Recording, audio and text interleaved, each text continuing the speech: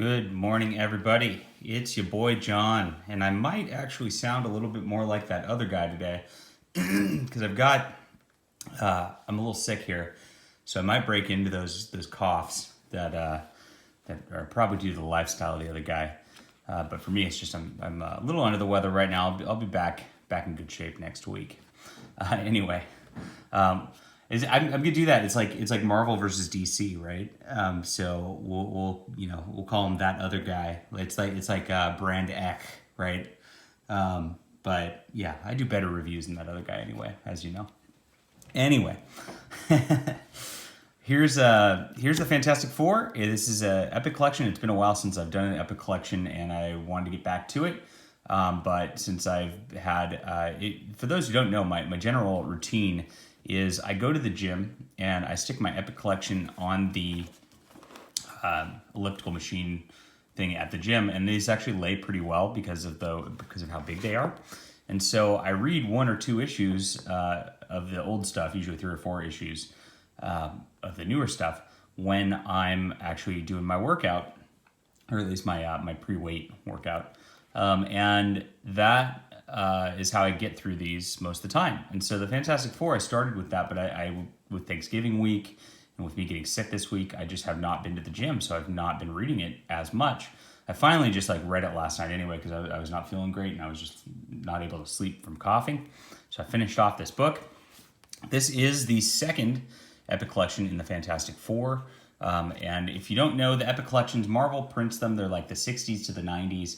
They are huge collections. This one's like 430 something pages, and they don't print them in order. They kind of jump around so you can get different runs. They were prioritizing stuff that was not printed before prior, but it seems like they're really pushing more of a getting those runs filled in so you can do these big runs. And Fantastic Four is up to 4 volumes now, and the 5th one, yeah, at least in the early runs, is coming out on in some early next year. So I'm trying to catch up, get through these. This one collects Fantastic Four number 19 to 32 and annuals number 1 and 2. Those first 4 just go straight through the Stan Lee and Jack Kirby stuff, which I really like. All right. So I really liked the first volume a lot. I really enjoyed the introduction to the Submariner character as pictured here. And the Doctor Doom introduction, the Mole Man introduction. There were so many classics introduced in the last volume. It was really a lot of fun. And this volume actually takes a little bit of a boring or tied turn to it. What happens is I feel like this became a big success. And so they just kind of wanted to rehash and reintroduce all their old characters again throughout all this. So the annual returns to the Submariner. And you get, this one's actually pretty nice because you get a lot more of his undersea world and his undersea kingdom and all that in this issue, which I appreciate. And there are some throwbacks to the Golden Age Submariner, which I did just read recently. So it makes me happy that they kind of kept that homage in there in their new run. So it starts with the Submariner attacking again. The annuals have these awesome Jack Kirby pinups with some description of what's going on with these characters, and I like that. I've implemented that in my own universe. Some questions and answers. That's pretty fun. You get to kind of see what people were into. This is really awesome. I've seen this before, but this is just a Baxter building layout, which is really cool. I love stuff like this in comics. And we get a lot more. We get a. This is pretty neat too. So as the backup for annual number 1, we get a look at Spider-Man, Amazing Spider-Man number 1, but from the Fantastic Four's perspective. So we see a different take on that. It's a really brief setup, and then we get back into the general series. Ramatut is a pharaoh from the future. This was one of the few original villains that show up in this arc, which is pretty interesting. And then, like I said, it kind of just goes downhill into rehashing of old villains. It's not. I shouldn't say it's downhill, because when you say downhill, you think it's really bad, but it's not really bad. It's just not as good as Fantastic Four Volume 1. I should put that very clear, because oh yeah, this was this is one of the villains that was new, which is the hate monger who just instills hate in people, and it turns out he's literally Hitler. And that was pretty lame. This is one of my least favorite issues of Fantastic Four. But yeah, it goes back to, Jack Kirby's art is astounding. It's stellar. There's always cool stuff in it, and there's always really neat creatures, which if you've read a lot of the Tales of Suspense stuff that was prior to this, which there is a Steve Ditko Master of Suspense, and there's a Marvel Monsters omnibus available that has all those short stories before the superhero age. They really recycle a lot of those concepts in the Fantastic Four volumes here, which is kind of interesting. So Jack Kirby's art's great. He does a lot of really cool conceptual stuff. There is a little Bond villainy, cheesy aspect of this that's unavoidable, because it's a 60s comic where the characters really telegraph what they're gonna do, and there's a lot of Deus Ex Machinas in this, where it's suddenly Reed has a plan because he's got his whatever gizmo that just magically fixes things, and we spent 22 pages fighting, and we could have done this to start, and why didn't we? And it's not explained. So there's that kind of storytelling, which kind of gets annoying after a while. The Master Plan of Dr. Doom, he gathers up some villains to kind of wear down the Fantastic Four for him, and then he's got his plan to finally capture them, and then he gets jettisoned off into a weird dimension again. So like I said, a lot of rehashing of what we saw in the first one. Now this is probably one of the best, most interesting of this volume, which is they deal with a cosmic creature who comes to Earth, and it turns out it's an infant, so it doesn't really understand what it's doing, and it's really when it gets told no, it gets upset, things like that, and it's wreaking all this havoc over the city of New York, I guess, while just not even realizing what it's doing. And Reed manages to contact its parents, and it hauls it away. So it's actually a pretty neat concept on that level, so that the bad guy really was not knowing what he's doing. And that was fun. You see a little bit of that with the Beyonder in Secret Wars 2. I don't know if it was influenced by that issue, but the Beyonder really starts out as trying to learn how to be human, and causes trouble almost inadvertently because of its innocence through the beginning of that story, and that's very similar to this Fantastic Four issue.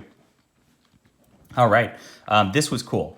So we get, we're through the first half of the volume. I was kind of poo-pooing a little bit, but now we get to the Hulk versus the Thing.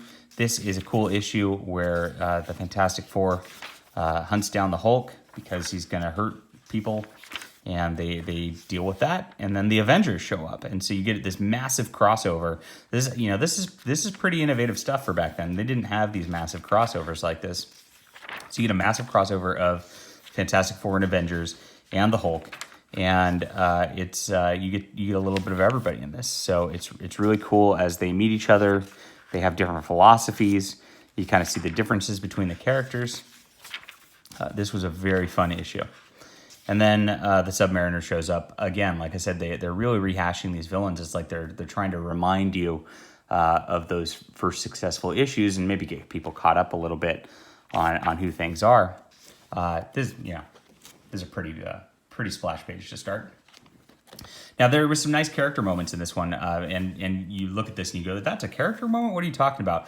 But it's really Reed has a thought projection machine, and this is what Reed's thoughts are. So we learn that Reed really cares about Sue Storm a lot more than he lets on, because he's always seems to be enamored in his gadgets. And this whole issue revolves around that, where the Submariner takes Sue and he's got to marry her, dang it. And then they go and hunt for them, and Reed Richards kind of goes a little ballistic on behalf of Sue, so we learn that he really cares about her, And then, of course, they kind of reset things a little bit at the end where, they are like, well, was that just a ploy to get the Submariner to go away? And it doesn't develop as much as it would, but there's a lot of issues, so the Fantastic Four definitely develops. So I love issues like this where it gets into the personal a little bit more, makes them feel a little more human, a lot more fun.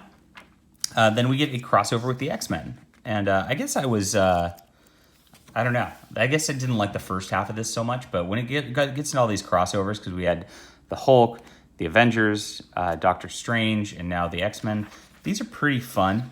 But again, it just seems like they're trying to like promote their other concepts and promote their other books rather than like push the Fantastic Four forward very much. And they get another return of a villain. This time they get kind of like a team up where the Puppet Master controls Xavier, and then you get a couple other villains there.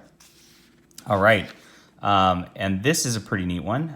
So once we get past the crossovers, we get back into a little bit better Fantastic Four fare. And this is another return, believe it or not. So we get the Red Ghost and his little crew of cosmic ray beings also fighting them again. But this one was all right. And that's like I said, a lot of rehashing, a lot of team ups that are promoting other books. So it almost feels like they were just kind of stalling for this period of things. The Diablo one was pretty interesting. I enjoyed this issue.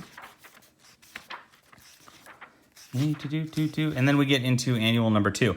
Now this actually goes into the origin of Doctor Doom, and this is one of the best stories in this volume. You get to learn a lot about his past, and this is where they really start to develop that Doctor Doom's from this Latveria place where he's a monarch, and you learn that through this issue. So first they get the origin of him, where he kind of takes over from being a kid. We get these beautiful pinups of all the new villains again. Awesome stuff. Beautiful stuff. I would love to have the original art of this. Jeez.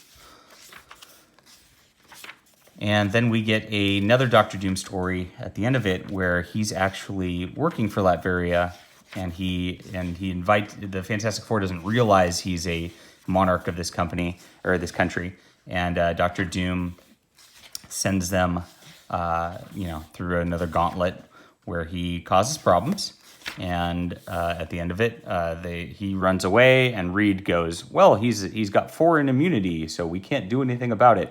Kind of a lame ending. That's one to. I guess they were sick of sending him off to another dimension where he's just going to come back again, because they've done that 3 or 4 times. So it's we better end it differently this time. But again, it just was not very fulfilling, because it feels like they accomplished nothing through that. Still, the origin story in this made it worth it, and seeing his now command over this country really develops the character of Doctor Doom a lot. So that's pretty cool. And then we get into our last story arcs here, which is another return of the Mole Man. And there's an interesting part here where we learn about a prisoner who's escaped, and Sue's really upset by it. We're led to believe that he's a former lover of Sue's or something like that, because Reed Richards is annoyed by it. And while the Mole Man plot is just another Mole Man plot with the Avengers guest starring, I guess to promote that book, at the end, when we get to this personal moment, because Sue really ends up almost dying, we learn that it's her father, and that's pretty fun.